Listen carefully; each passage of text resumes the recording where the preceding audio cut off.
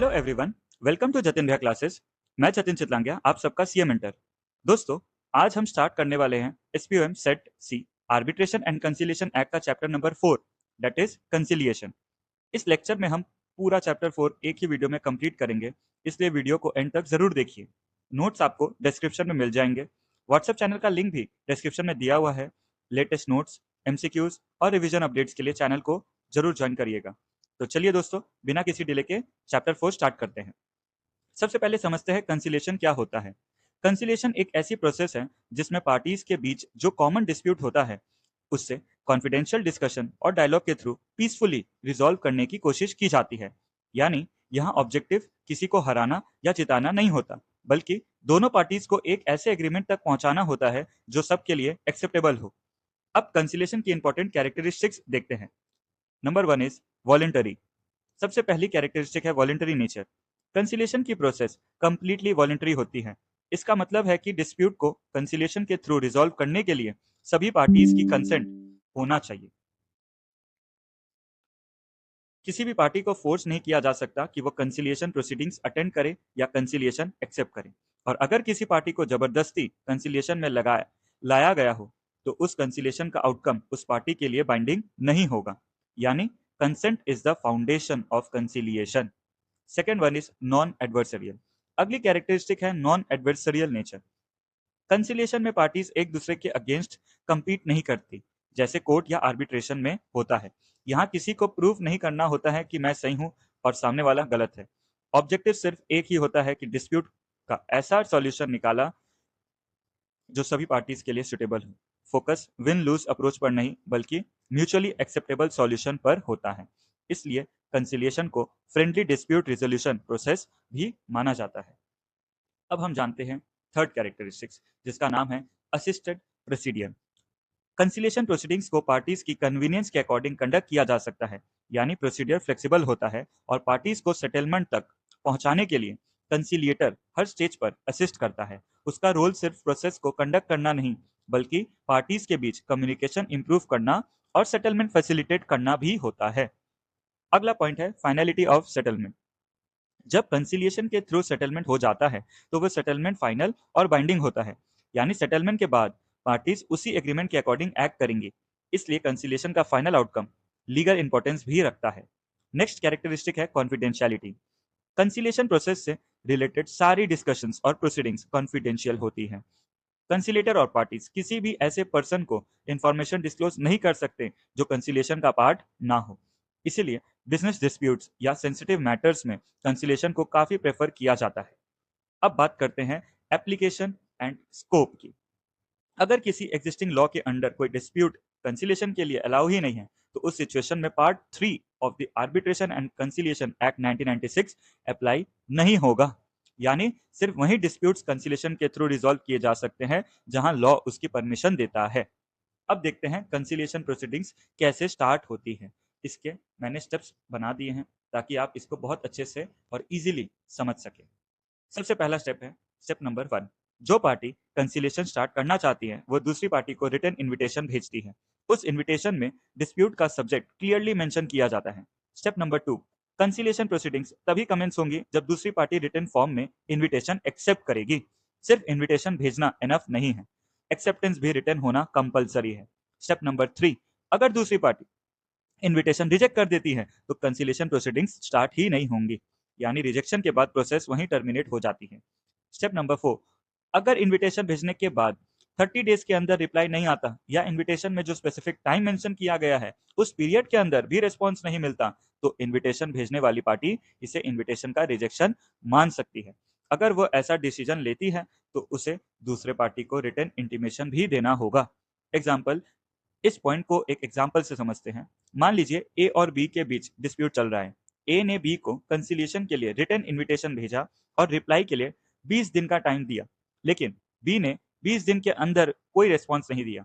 अब ए के पास राइट है कि वह इसे इनविटेशन को रिजेक्शन ट्रीट करे, लेकिन उसके बाद ए को बी को रिटन इंटीमेशन भी भेजनी होगी कि कंसिलिएशन प्रोसीड नहीं की जा रही है। इस बात का ध्यान रखें दोस्तों। अब देखते हैं कंसिलेटर्स की अपॉइंटमेंट से रिलेटेड प्रोविजंस। ये एग्जाम के लिए बहुत इंपॉर्टेंट है, इसे प्लीज ध्यान से पढ़िएगा दोस्तों।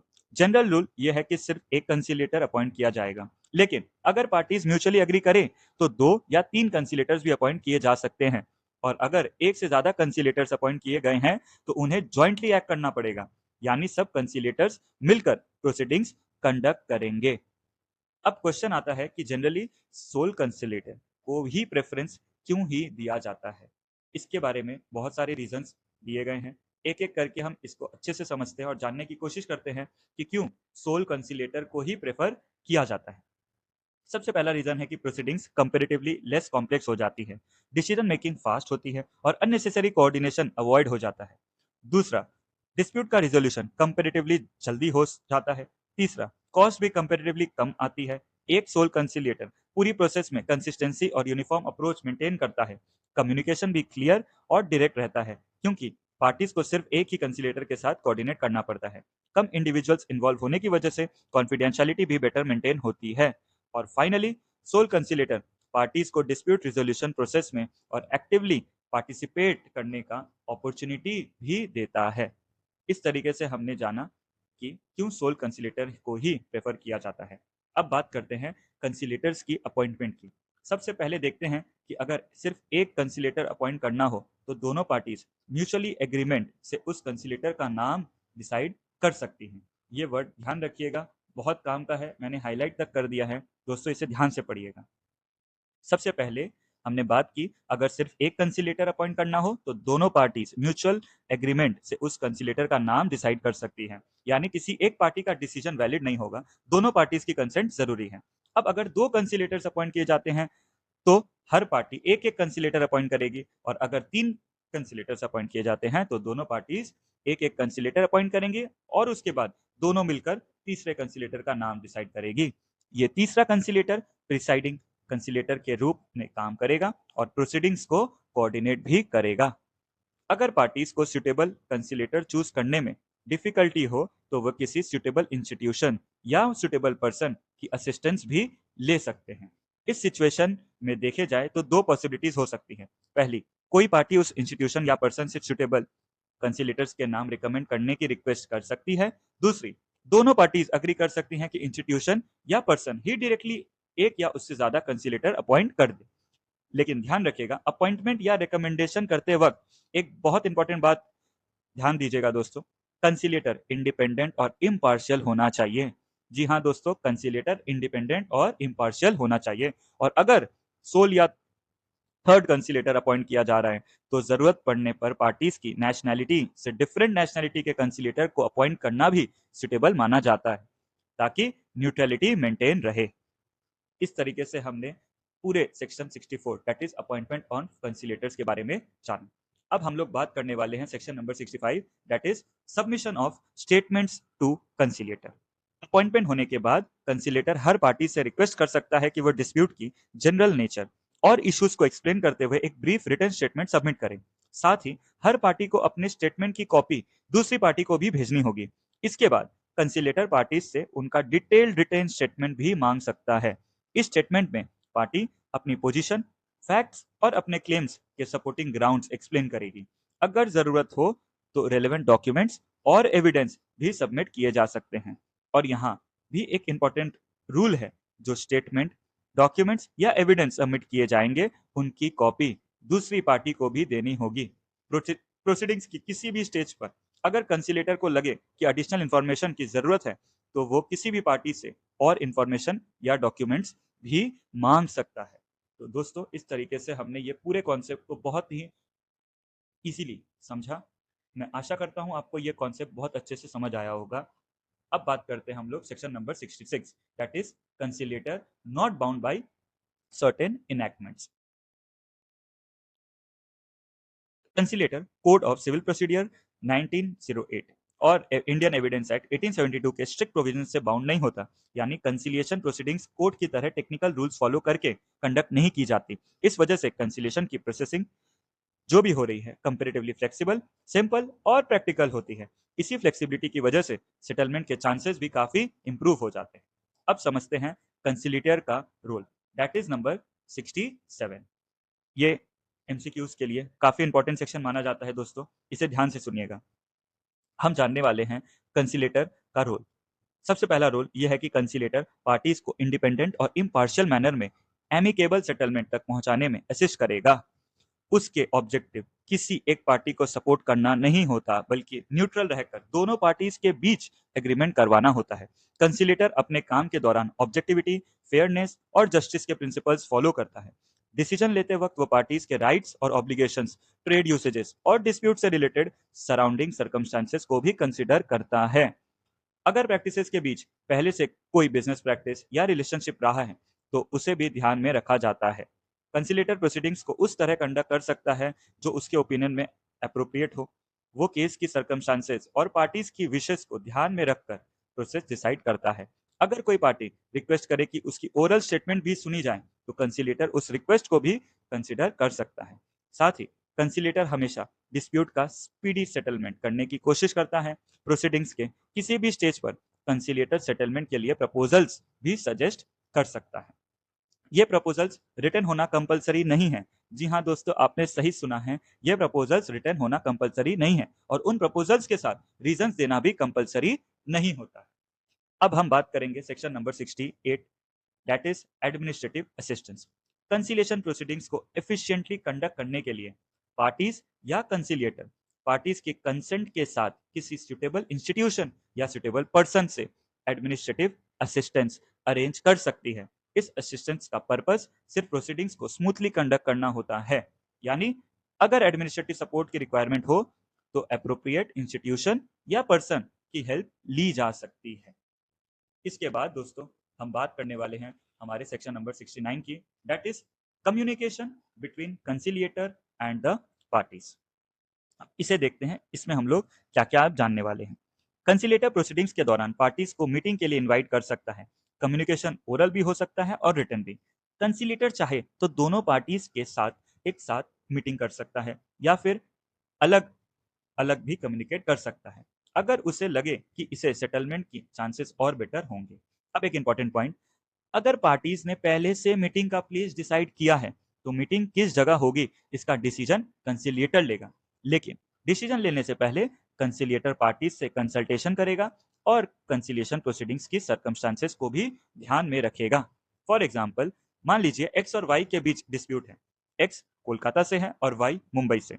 एक्स चाहता है कि कंसिलिएशन मीटिंग कोलकाता में ही हो, जबकि वाई मुंबई प्रेफर करता है। दोनों के बीच कोई एग्रीमेंट नहीं बन पा रहा। ऐसी सिचुएशन में कंसिलेटर दोनों पार्टीज से कंसल्टेशन करेगा और उसके बाद प्रैक्टिकल सर्कमस्टांसेस को देखते हुए मीटिंग का प्लेस डिसाइड करेगा।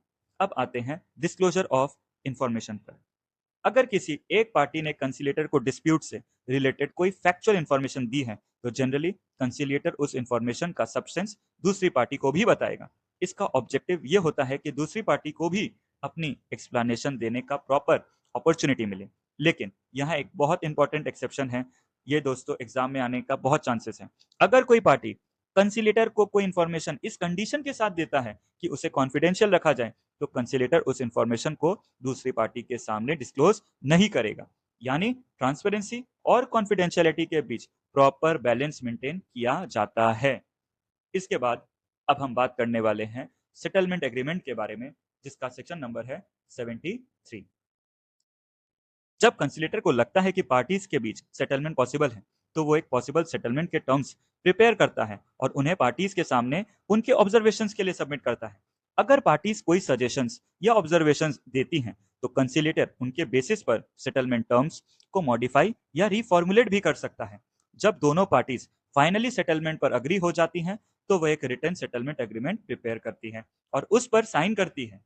अगर पार्टीज रिक्वेस्ट करे, तो कंसिलेटर खुद सेटलमेंट एग्रीमेंट ड्राफ्ट कर सकता है या उसकी ड्राफ्टिंग में पार्टीज की असिस्टेंस भी कर सकता है। जैसे ही दोनों पार्टीज सेटलमेंट एग्रीमेंट पर साइन कर देती है, वह एग्रीमेंट फाइनल और बाइंडिंग हो जाता है।